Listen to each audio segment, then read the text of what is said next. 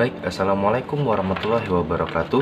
Perkenalkan, nama saya Anta Muhammad Fadilah dari lokal PBA 2. Dan hari ini saya akan menjelaskan tentang aliran perennialisme dan esensialisme. Apa sih perennialisme dan esensialisme itu? Yang pertama ada perennialisme.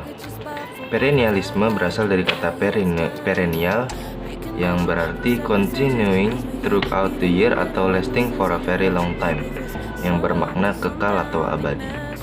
Jadi perennialisme ini memandang bahwa masa kini itu terjadi banyak kekacauan dan kebingungan dan berbagai macam problematika, dan aliran ini pun menawarkan solusi, yaitu dengan cara mengembalikan jiwa atau pemikiran seperti jiwa pada abad pertengahan atau Yunani kuno yang diyakini memiliki nilai yang ideal dan masih relevan untuk menjawab tantangan masa kini. Aliran ini juga bersifat regresif, yang artinya ia berusaha untuk mengalami kemunduran ke abad-abad yang lama. Lalu yang kedua ada esensialisme. Esensialisme ini adalah pemikiran yang bertitik tolak dari kebenaran yang dianggap telah terbukti selama berabad-abad. Sesuai namanya, esensial yang berarti nilai. Jadi mereka ini meyakini bahwa nilai-nilai yang mendatangkan kestabilan telah teruji oleh waktu, tahan lama, serta nilai-nilai yang memiliki kejelasan. Itulah yang melandasi pemikiran mereka.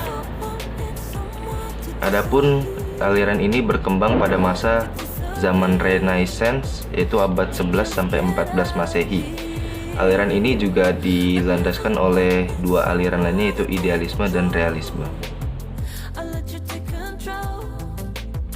Adapun tokoh aliran perennialisme yaitu ada Plato, Aristoteles, Agustinus Steuco, Thomas Aquinas, dan Syed Hussein Nasr. Lalu untuk tokoh dari aliran esensialisme yaitu ada Desiderius Erasmus, Johann Amos Comenius, John Locke, Johann Heinrich Pestalozzi, Johann Friedrich Froebel, Johann Friedrich Herbart, dan William T. Harris.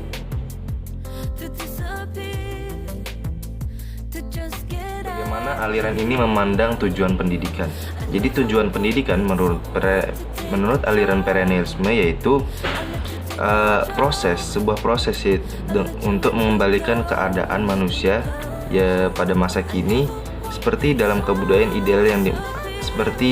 kebudayaan ideal yang mereka maksudkan, yaitu pada abad pertengahan atau Yunani kuno, yang memberikan nilai kebenaran yang pasti, absolut dan abadi.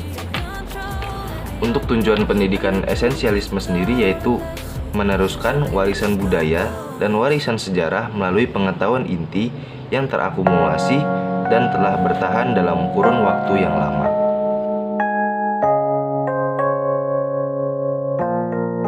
Bagaimana pandangan aliran tersebut secara ontologi, epistemologi, dan aksiologi?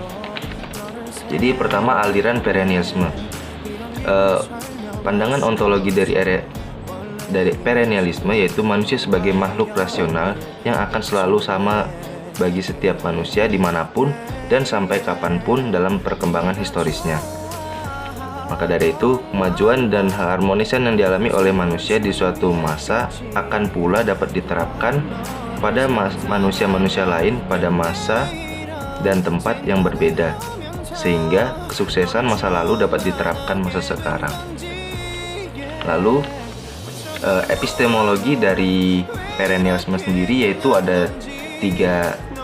Yang pertama adalah truth, mengerti, self-evidence, yaitu bukti, dan reasoning, yaitu hukum berpikir.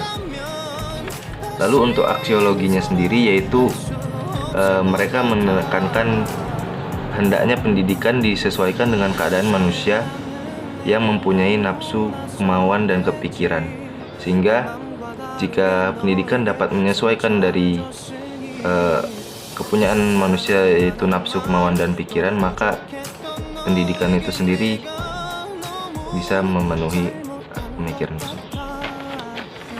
Lalu yang untuk ontologi dari esensialisme yaitu konsep bahwa dunia ini dikuasai oleh tata yang tiada celah yang mengatur isinya dengan tiada celah pula.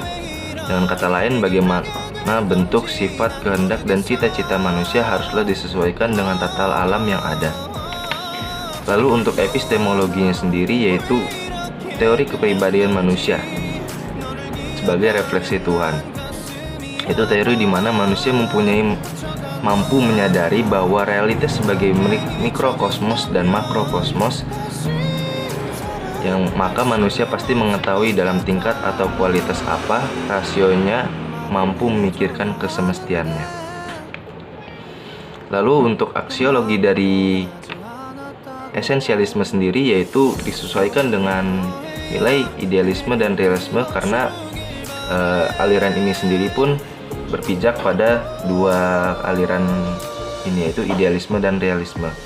Untuk idealisme, sikap baik dan buruknya ditentukan oleh nilai sikap, tingkah laku, dan ekspresi perasaan. Sedangkan dari realisme sendiri, baik atau buruknya seseorang itu berdasarkan nilai keturunan dan juga lingkungannya.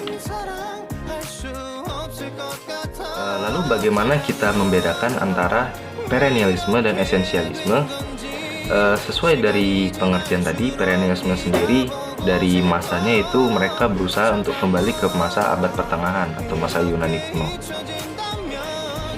Dan juga mereka meyakini bahwa masa pertengahan itu adalah masa keemasan di mana pendidikan dan pemikiran itu betul-betul sukses, sehingga mereka meyakini bahwa dengan mengikuti pemikiran dari abad-abad pertengahan maka dapat menjawab permasalahan di abad sekarang. Adapun esensialisme ini meyakini bahwa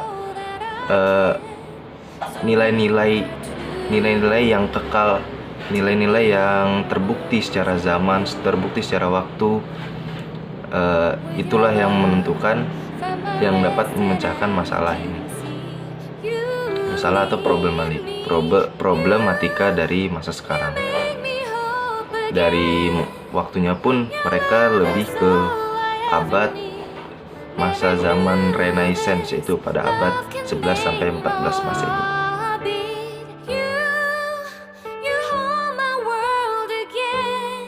Sekian dari saya mengenai aliran esensialisme dan perennialisme.